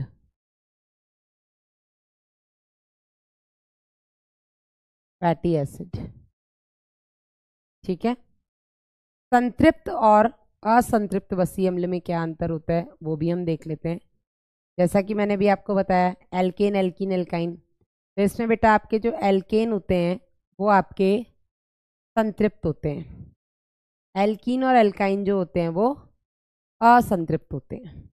ठीक है, जिनमें डबल बॉन्ड या ट्रिपल बॉन्ड आ जाता है बेटा, वो आपके असंतृप्त होते हैं, जबकि सिंगल बॉन्ड वाले सारे संतृप्त होते हैं। अरे भैया love you to Pramod ji. ठीक है, तो संतृप्त वसी अम्ल क्या होते हैं? इनकी हाइड्रोकार्बन श्रृंखला में, हाइड्रोकार्बन श्रृंखला में केवल एकल बंध पाए जाते हैं। ठीक है, सिंगल बॉन्ड्स पाए जाते हैं। असंतृप्त वसी अम्ल में हाइड्रोकार्बन श्रृंखला में दो या अधिक द्विबंध पाए जा सकते हैं। द्विबंध मतलब कि डबल बॉन्ड पाए जा सकते हैं। तो ये आपके असंतृप्त वसीय अम्ल होंगे। संतृप्त वसीय अम्ल जो होते हैं बेटा, इनका अगर हम सोर्स देखें तो ये हमें जंतुओं से मिलते हैं। किससे मिलते हैं बेटा? ये हमें जंतुओं से प्राप्त होते हैं,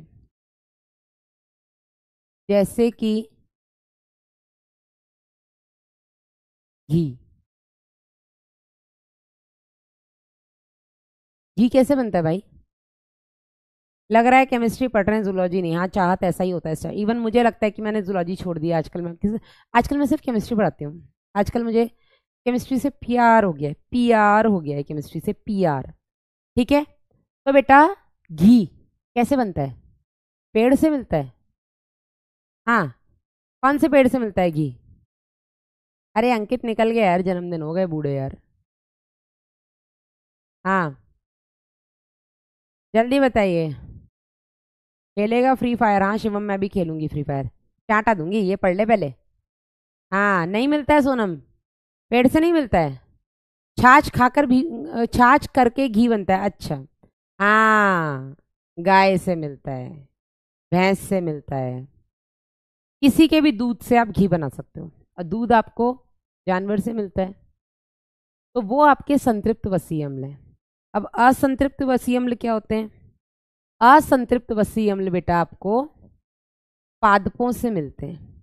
किससे मिलते हैं बेटा? ये पादपों से प्राप्त होते हैं, जैसे कि तेल।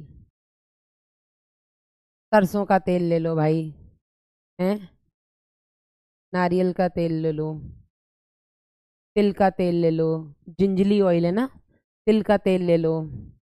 इसके अलावा आपका, और बताओ, सनफ्लावर ऑयल ले लो। ठीक है, तो जितने भी बेटा तेल हैं तेल तेल आपको किससे मिलते हैं बेटा? तेल हमें मिलते हैं प्लांट से, पेड़ पौधों से। बिल्कुल सही है। संतृप्त वसीय अम्ल बेटा जो होते हैं, इसका एक उदाहरण जो आपकी एनसीईआरटी में दिया हुआ है वो है आपका पामिटिक अम्ल। ठीक है, इसका एक उदाहरण आपकी एनसीईआरटी में दिया है और वो है आपका पामिटिक अम्ल। इसमें बेटा 16 कार्बन होते हैं। इसका अगर हम देखें उदाहरण जो आपकी एनसीईआरटी में दिया है, वो हो गया बेटा आपका अरेकिडोनिक अम्ल, अरेकिडोनिक एसिड। इसमें आपके 20 कार्बन होते हैं। कितने? 20। पामिटिक अम्ल में आपके 16 कार्बन होते हैं। मैम एयर फॉल हो रहा है, क्या करूं? पाकीज़ा, मेरा खुद का इतना हो रहा है, मैं क्या करूं? इस मौसम में होता भी है थोड़ा। अब इसका अगर हम फॉर्मूला देखें तो पामिटिक अम्ल में 16 कार्बन में पहला कार्बन होगा आपका कार्बोक्सिल कार्बन, दूसरा से लेकर के 15 तक कार्बन होगा आपका CH2 और आखिरी कार्बन होगा आपका CH3। तो ये हो गए 14, ये 1 14 और ये हो गए 16। तो कुल मिलाकर के 16 कार्बन होते हैं कार्बोक्सिल कार्बन को मिलाकर। ठीक है, हाँ भूमिका, यही तो खास बात थी कि मैडम लेकिन इसमें तो आपने कहा 1 से लेकर 19 कार्बन होते हैं। बेटा मैंने बोला 1 से लेकर 19 कार्बन की हाइड्रोकार्बन श्रृंखला होती है।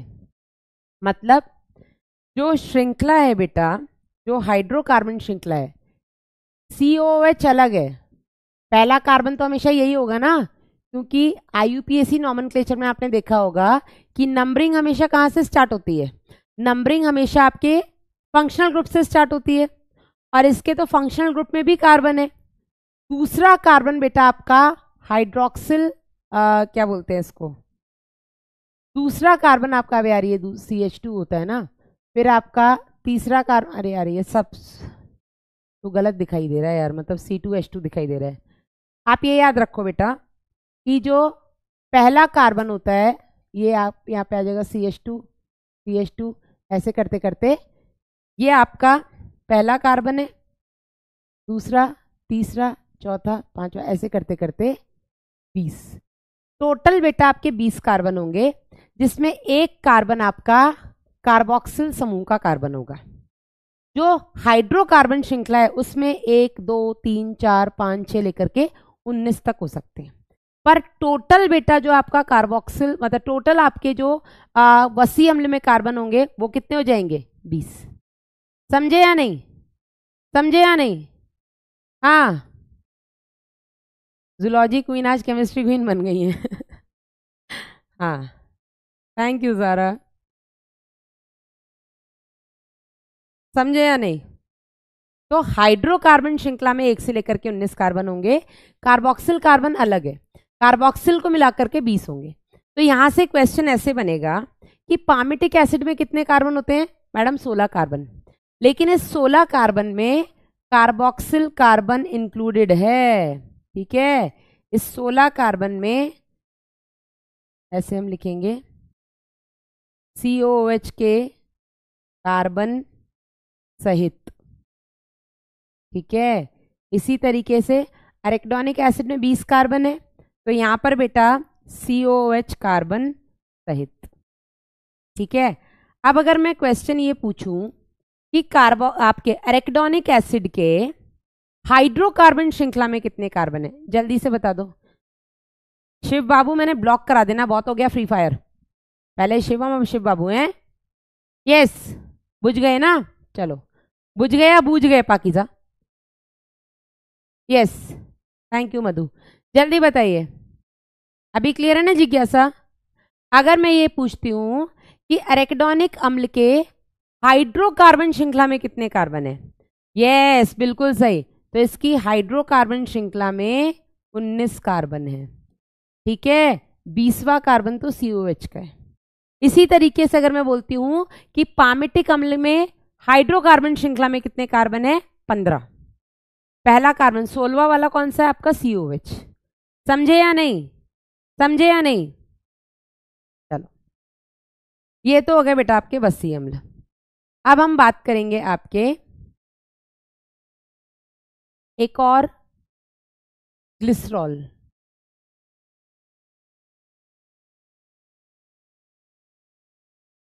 नीट में क्वेश्चन आ चुका है, यहाँ पे मैं चैट को ऑफ करूँ, 10 मिनट तो मुझे चाहिए। ग्लिसरॉल का बेटा जो रासायनिक नाम है वो है ट्राईहाइड्रोक्सी प्रोपेन। इसका रासायनिक नाम है ट्राईहाइड्रोक्सी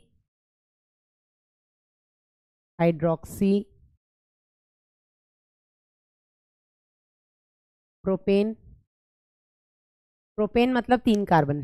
ठीक है, ये तो हो गया इसका रासायनिक नाम। तो इसकी रासायनिक संरचना कैसी होगी? हाँ, केमिकल स्ट्रक्चर कैसा होगा बेटा इसका?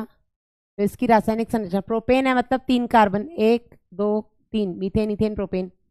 ठीक है, ट्राई हाइड्रोक्सी मतलब तीनों के साथ एक OH जुड़ा हुआ है। ठीक है, थोड़ा इसको ऐसे लिख देती हूँ, हाइड्रोक्सी ना, हाइड्रोक्सी मतलब आपका एल्कोहल समूह, तीनों के साथ एक एक एल्कोहल समूह मतलब कि OH जुड़ा है। अब इसकी वैलेंसी फुलफिल कर दो तो 1 2 3 4, 1 2 3 4 CHOH। ये आपका प्रोपेन ग्लिसरॉल का रासायनिक संरचना होगी, उसका केमिकल स्ट्रक्चर हो गया। तो ग्लिसरॉल का chemical name is trihydroxy propane. Glycerol का जो केमिकल स्ट्रक्चर होता है वो इस तरीके का होता है। अब हमने सरल वसा तो देख लिए, सरल वसा के अंदर हम पढ़ते हैं आपके फैटी एसिड्स, वसी अम्ल। अगर बेटा मैं इन वसी अम्ल को ग्लिसरॉल के साथ जोड़ दूं तो हमें मिलता है ट्रू फैट, वास्तविक वसा। ठीक है, तो वास्तविक वसा में 2 चीजें होती हैं। जो आपका ट्रू फैट होता है बेटा, ट्रू फैट, इसमें 2 चीजें होती हैं। क्या क्या? इसमें होता है आपका वसी अम्ल प्लस ग्लिसरॉल। वसी अम्ल प्लस ग्लिसरॉल। अब ये ज़रा संरचना बना करके देख लेते हैं। इसकी अगर हम संरचना बनाएंगे बेटा,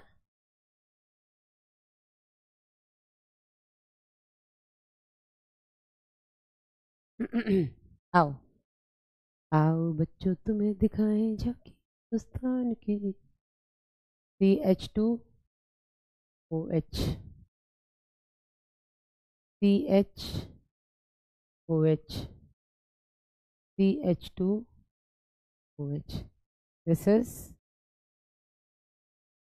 ग्लिसरॉल।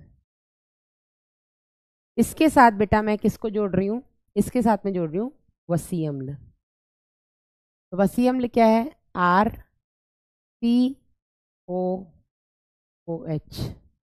एक और वसी अम्ल जोड़ दूँ तो RCOOH, इसको मैं R1 लिख देती हूँ। एक और वसी अम्ल जोड़ दूँ तो R2COOH। कार्बोक्सिल कार्बन मतलब कार्बोक्सिल समूह और उसके साथ एक आपकी हाइड्रोकार्बन श्रृंखला, कुछ भी हो सकता है। ये हो गया आपका वसी अम्ल। और यहाँ पर मैंने बेटा 3 वसी अम्ल दिखाए हैं। कितने? R1 R2, 3 वसी अम्ल मैंने बताए। ये एक जैसे भी हो सकते हैं, अलग अलग भी हो सकते हैं। अगर बेटा मैं इन दोनों को आपस में जोड़ूं तो मुझे क्या दिखेगा? ये OH ग्लिसरॉल के हाइड्रोक्सी के H के साथ मिलके क्या बनाएगा? पानी बनाएगा। पानी बनाएगा, पानी बनाएगा, पानी बनाएगा तो निकल जाएगा। और निकलेगा बेटा तो यहाँ पर भी क्या होगा? यहाँ पर भी होगा निर्जलीकरण संश्लेषण। क्या हो रहा है बेटा? यहाँ पर भी डिहाइड्रेशन सिंथेसिस, निर्जलीकरण संश्लेषण, निर्जलीकरण संश्लेषण। निर्जलीकरण मतलब जल के बाहर निकलने के कारण जो संश्लेषण यानी कि जो बॉन्ड बन रहा है उसको बेटा हम बोलते हैं निर्जलीकरण संश्लेषण या डिहाइड्रेशन सिंथेसिस। और इसके बाहर निकलने के कारण बेटा इनके बीच में जो बंध बनेगा CH2O, CHO, CH2O, ये जो बंध बनेगा बेटा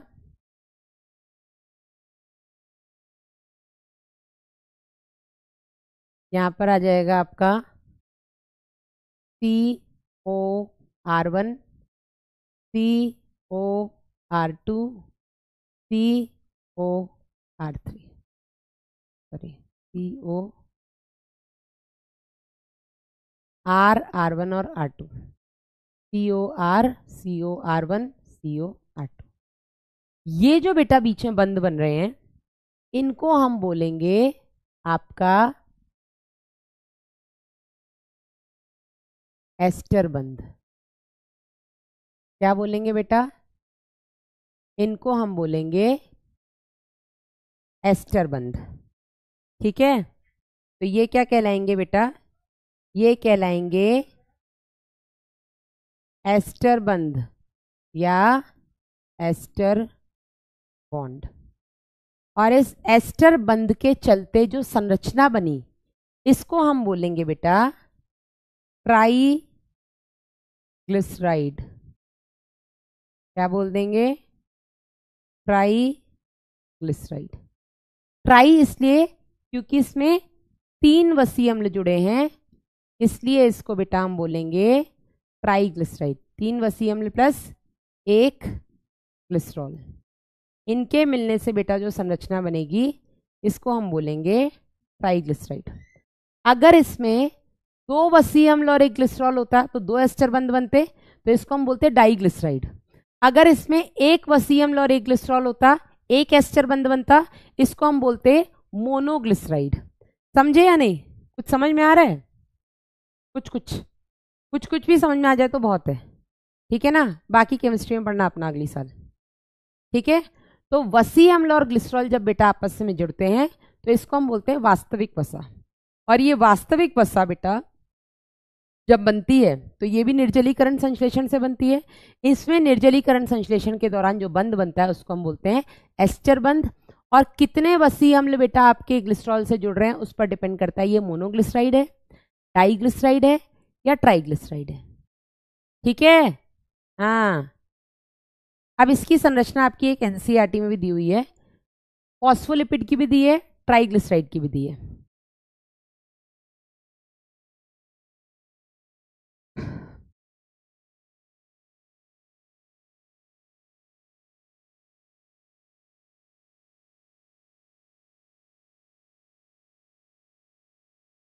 डन। 37 ईयर्स बुक हिंदी में ही है, हिंदी इंग्लिश दोनों में है, हिंदी में भी है। आप ये बोलो 37 वाली मत करो, 100 बार मैं तुम लोगों को बोल चुकी हूँ।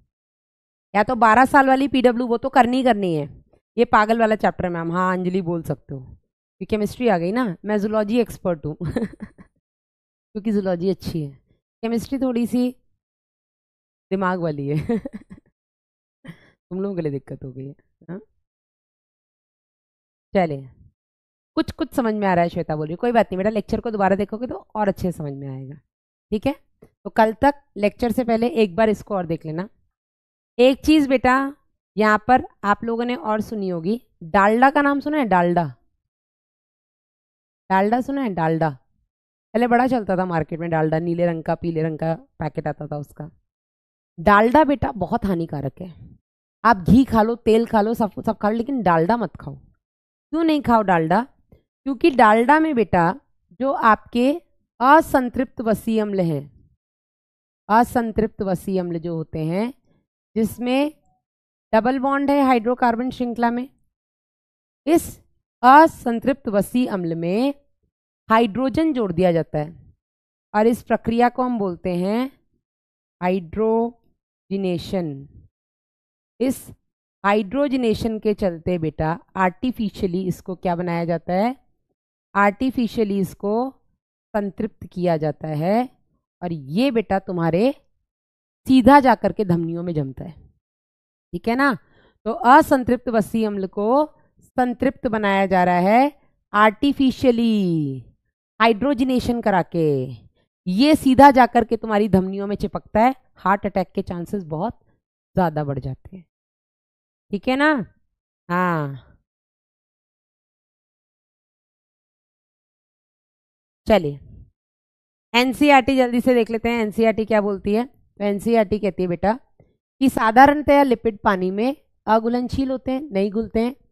साधारण ये बेटा आपके वसा अम्ल हो सकते हैं। ठीक है, वसा अम्ल में एक कार्बोक्सिल समूह होता है जो कि आर समूह से जुड़ा होता है। आर आपका 1 से लेकर के 19 कार्बन तक की हाइड्रोकार्बन श्रृंखला हो सकती है। उदाहरण के लिए पामेटिक अम्ल में कार्बोक्सिल कार्बन को मिलाकर के 16 कार्बन मिलते हैं, जबकि आपके एरेकिडोनिक अम्ल में कार्बोक्सिल कार्बन को मिलाकर के 20 कार्बन मिलते हैं। वसा अम्ल संतृप्त या असंतृप्त हो सकते हैं जो मैंने आपको बताए। दूसरा बेटा साधारण लिपिड है आपका ग्लिसरॉल। ठीक है, जिसको हम ट्राई हाइड्रोक्सी प्रोपेन कहते हैं। बहुत सारे लिपिड्स में ग्लिसरॉल और वसा दोनों मिलते हैं और इनको बेटा हम वास्तविक वसा बोलते हैं। ठीक है, यहाँ पर वसा अम्ल ग्लिसरॉल से एस्टेरीकृत होता है। एस्टेरीकृत मतलब इनके बीच में एस्टर बंध बनता है। ठीक है, एस्टेरीकृत होता है मतलब इनके बीच में एस्टर बंध बनता है। बनता कैसे? निर्जलीकरण संश्लेषण से। ठीक है, अब ये एस्टेरीकृत होकर के मोनोग्लिसराइड्स, डाइग्लिसराइड्स और ट्राइग्लिसराइड्स तीनों बना सकते हैं। मोनोग्लिसराइड में क्या होगा? एक वसीय अम्ल, एक ग्लिसरॉल। डाइग्लिसराइड में एक ग्लिसरॉल के साथ 2 वसीय अम्ल और ट्राइग्लिसराइड में एक ग्लिसरॉल के साथ 3 वसीय अम्ल। ये समझ में आ रहा है कि नहीं? हाँ या नहीं? आगे बेटा गलन बिंदु के आधार पर वसा या तेल कहलाते हैं। ये मैंने आपको शायद नहीं बताया। तेलों का गलनांक जो होता है बेटा वो कम होता है, तो हम ऐसे लिखेंगे बेटा, जो असंतृप्त वसीय अम्ल होते हैं इनका गलनांक कम होता है। ये पॉइंट आप यहीं पे ऐड कर लेना। ठीक है, इनका गलनांक मतलब कि मेल्टिंग पॉइंट जो होता है वो कम होता है, ये जल्दी पिघल जाते हैं, इनका गलनांक कम होता है। यहाँ पर गलनांक ज़्यादा होता है इसलिए इनको पिघलने में समय लगता है, इनका गलनांक ज्यादा होता है। इसीलिए आपने देखा होगा ना, तेल सर्दियों में भी तेल रहता है लेकिन घी सर्दियों में जम जाता है, क्योंकि उसका मेल्टिंग पॉइंट ज्यादा है। मेल्टिंग पॉइंट ज्यादा होने की, और सर्दियों में बाहर का टेम्परेचर कम रहता है, तो कम टेम्परेचर में घी जमा हुआ रहता है, उसको पिघलने के लिए टेम्परेचर बढ़ाते हैं, है ना। तो घी को पिघलाने के लिए हम थोड़ा सा उसको हीट कर देते हैं, जला मतलब थोड़ा सा उसको गर्मी दे देते हैं, ठीक है, किसी की भी। तो ये इसका गलनांक ज्यादा होता है, इसीलिए घी रहता है। अब आप कहोगे मैडम नारियल तेल, वो तो तेल है, फिर भी मैडम वो सर्दियों में जम जाता है, क्यों? क्योंकि तेल, जो नारियल तेल होता है बेटा, वैसे तो वो तेल है, असंतृप्त वसीय अम्ल है, लेकिन उसमें जो डबल बॉन्ड्स होते हैं, जो द्विबंध होते हैं, वो बहुत कम होते हैं। बहुत कम द्विबंध होने की वजह से बेटा वो काफी हद तक संतृप्त वसीय अम्ल की तरह काम करता है। तो नारियल का तेल नुकसान नहीं करता ज्यादा, नारियल का तेल इज गुड फॉर हेल्थ, ठीक है ना। चलिए आगे बढ़ते हैं। आगे एनसीईआरटी क्या बोलते हैं, जैसे कि जिंजली तेल, वो आपका तिल का तेल हो गया। इसीलिए बेटा सर्दियों में जो तेल होता है वो तेल के रूप में रहता है, लेकिन घी आपका जम जाता है। अब आप बाजार में पहचान सकते हो कि कौन सा आपका तेल है, कौन सा संतृप्त असंतृप्त वसीय अम्ल है, ठीक है। जैसे कुछ होते हैं बेटा आपके लिपिड्स में फॉस्फोरस मिला दो तो फॉस्फोलिपिड्स बन जाएंगे, ठीक है, इनको हम फॉस्फोलिपिड्स कह देते हैं, जो कोशिका झिल्ली में देखने को मिलते हैं, और जैसे कि आपका लेसिथिन, ठीक है। इसके अलावा बेटा तंत्रिका ऊतक में भी कुछ ऐसे लिपिड्स देखने को मिलते हैं जिनको हम स्फिंगोलिपिड्स बोल देते हैं। ये आपको माइलिन आच्छद में देखने को मिलते हैं, इसमें वसा के साथ नाइट्रोजनी क्षार मिले होते हैं, ठीक है ना। अब कुछ डायग्राम आपकी, ये हम नाइट्रोजनी क्षार पढ़ेंगे कल। आ जाओ एनसीईआरटी में बेटा देख लो, glycine hydrogen, alanine methyl, serine hydroxy methyl. तो जैसे जैसे आर बदला आपका अमीनो एसिड बदल गया। यहाँ देख लो बेटा, ये आपका पामेटिक एसिड हो गया, जिसमें ये पहला कार्बन हो गया, ये दूसरे से लेके 14 कार्बन हो गया, सॉरी दूसरे से लेके 15 कार्बन हो गया, ये आपका 16वां कार्बन हो गया। ये आपका ग्लिसरॉल हो गया, प्रोपेन, तीनों के साथ हाइड्रोक्सी लगा, ट्राईहाइड्रोक्सी प्रोपेन। ये आपका ट्राईग्लिसराइड हो गया, जिसमें ये आपका ग्लिसरॉल, इसके साथ 1, 2 और 3 वसीय अम्ल जुड़े हैं। ये आपका फॉस्फोलिपिड है, जिसमें आपका ये ग्लिसरॉल हो गया, 1, 2, तीसरा वसीय अम्ल, बीच में आपका ये फॉस्फोरस समूह लगा है, ठीक है। यहाँ पर आपका ये फॉस्फेट लग गया, तो फॉस्फेट लगते ही हो गया आपका फॉस्फोलिपिड।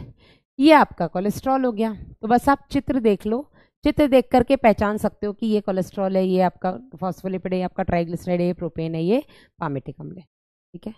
This is it. तो आज की क्लास में बेटा हमने क्या क्या पढ़ा? हमने पढ़ा अमीनो अम्ल,